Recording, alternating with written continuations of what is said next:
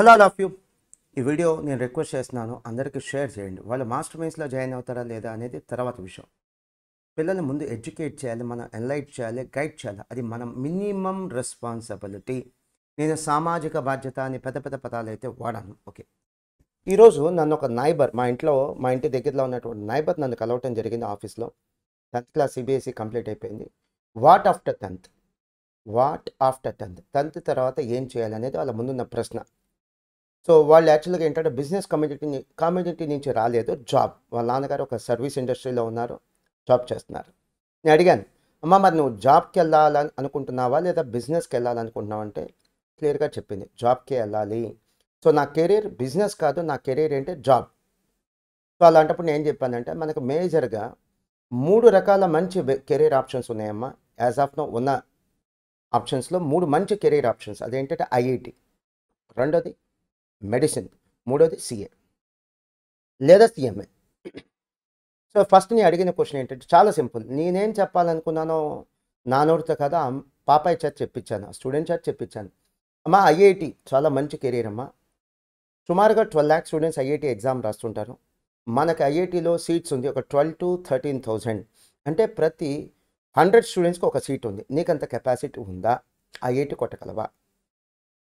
ఒకవేళ ఐఐటి రాసిన తర్వాత 2 సార్లు రాసిన తర్వాత ఒక ఐఐటి రాకపోతే ఇక మళ్ళీ ఏ ప్రైవేట్ యూనివర్సిటీలో అంటే డీమ్డ్ యూనివర్సిటీలో డబ్బులు పెట్టి కొనుక్కొని మనం చదువుకోవటమే అమ్మా, ఆప్షన్ లేదు అని చెప్పడం జరిగింది. అంత కెపాసిటీ నాకు లేదు సార్ అంది.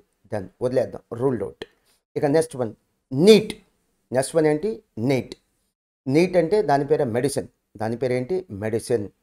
సో మెడిసిన్లో ఒక్కసారి చెక్ చేసుకోమ్మా. Last year medicine 18 lakh students రాశారు. ఎంతమంది రాశారు? 18 lakh స్టూడెంట్స్ రాశారు. సీట్స్ ఎన్ని ఉన్నాయి? 1 lakh. నీకు మరి అంత టఫ్ కాంపిటీషన్ ఫేస్ చేసే సత్తా ఉంటే ఆలోచించకుండా మెడిసిన్ జాయిన్ అయిపోమ్మా, చాలా మంచి కెరీర్ అన్న. అస్సలు ఛాన్సే లేదు సార్, నాకు అంత కెపాసిటీ లేదు. నేను అప్పుడు ఏం చెప్పానంటే అలాంటప్పుడు ఆలోచించకుండా బ్లైండ్గా మెడిసిన్ జాయిన్ అయిపోయి ఆ తర్వాత ఆ సీట్ రాక, లాంగ్ టర్మ్కి వెళ్ళి మళ్ళీ సీట్ రాక, చివరికి BSc agriculture, BSc home sciences లేదా బీఎస్సీ బీఫార్మసీనో ఇట్లాంటి కోర్సెస్ జాయిన్ అవటం కంటే ఇంకొక మంచి ఆప్షన్ కూడా ఉందమ్మా.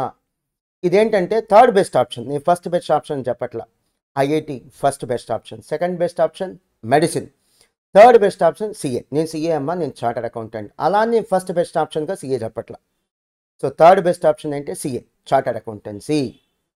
సో ఇది బీటెక్ కంటే బీకామ్ కంటే కష్టంగా ఉంటుంది, ఐఐటి కంటే మెడిసిన్ కంటే ఈజీగా ఉంటుంది. సో ఈ బీటెక్ బీకామ్ లాంటి కోర్సెస్ చేసి జాబ్ తెచ్చుకోవటం కష్టం.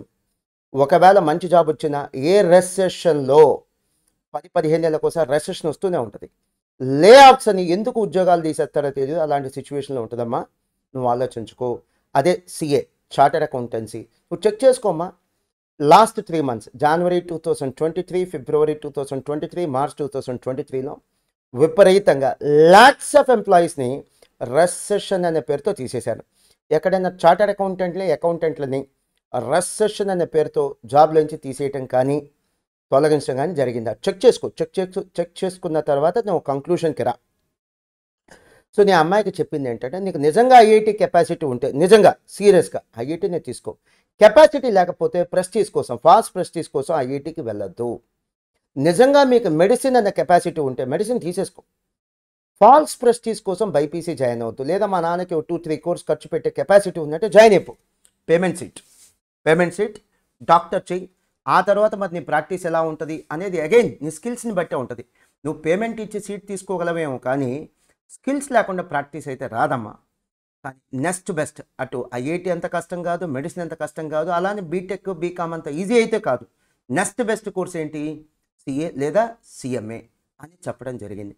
చివరిగా తనకి ఇంకో మాట ఏం చెప్పానంటే, ఒకవేళ నాకు ఎంపీసీ వద్దు, బైపీసీ వద్దు, సిఏ సిఎంఏ లాంటి కోర్సులు కూడా వద్దు, అలాంటప్పుడు ఇంకొక మంచి ఆప్షన్ ఉంది. అదేంటంటే MEC pro, CEC pro. 10th అయిపోయిన తర్వాత MEC pro, CEC pro join చేసుకుంటామమ్మా.